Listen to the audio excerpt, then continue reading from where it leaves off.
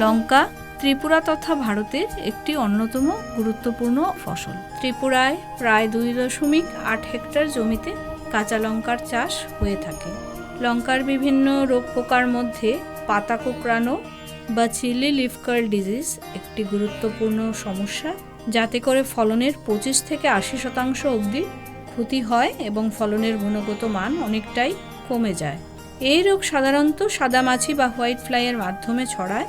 সাদামাছির আক্রমণ বেশি হলে গাছের পাতা উপরের দিকে কুঁকড়ে যায় এবং গাছের বৃদ্ধি ব্যাহত হয়, ফুল ও ফলের ধারণ ক্ষমতা কমে যায় এবং কৃষকদের ব্যাপক আর্থিক ক্ষতির সম্মুখীন হতে হয়।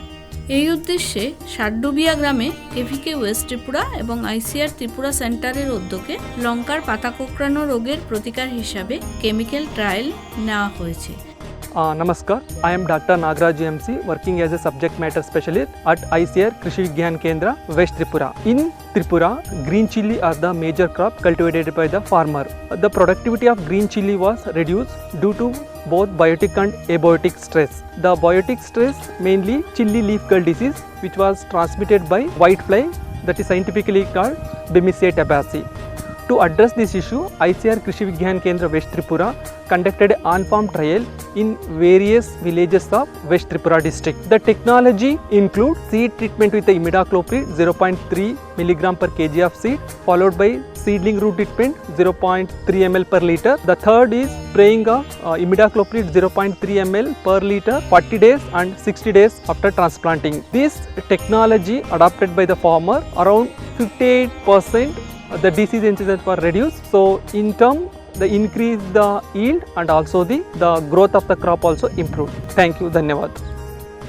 যেখানে প্রথমে 3 গ্রাম ইমিডাক্লোরোপিড 1 কেজি বীজের সাথে মিশিয়ে বীজ শোধন করা হয়েছে। চারা রোপণের আগে ইমিডাক্লোরোপিডের সলিউশন তৈরি করা হয়েছে 0.3 ml ইমিডাক্লোরোপিড 1 লিটার জলের সাথে মিশিয়ে এবং তাতে চারা ডুবিয়ে শোধন করা হয়েছে।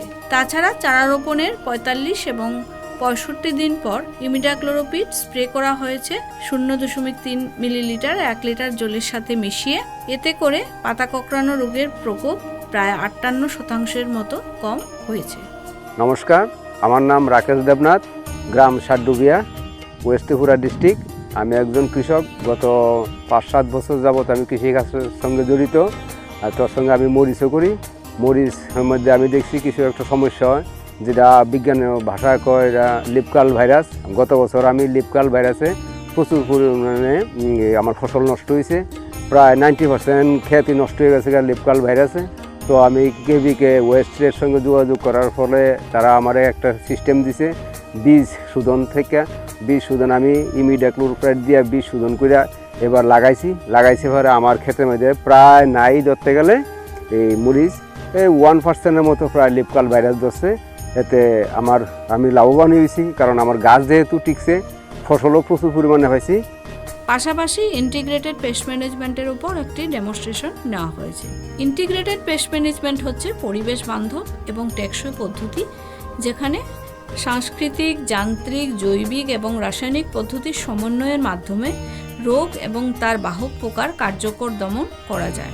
ইন্টিগ্রেটেড পেস্ট ম্যানেজমেন্টের প্রথম ধাপ হলো সুস্থ ও রোগমুক্ত চারা উৎপাদন করা। এর জন্য কৃষকদের রোগমুক্ত বীজ ব্যবহার করতে হবে।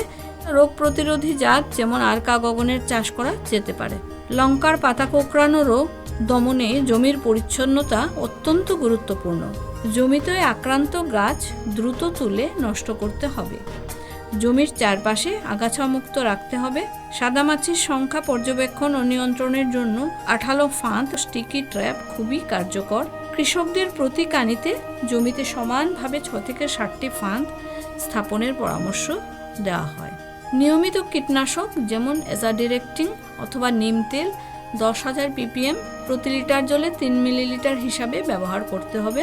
জৈবিক ও উদ্ভিদজাত এই পদ্ধতিগুলি উপকারী পোকামাকড় ও পরিবেশের জন্য নিরাপদ।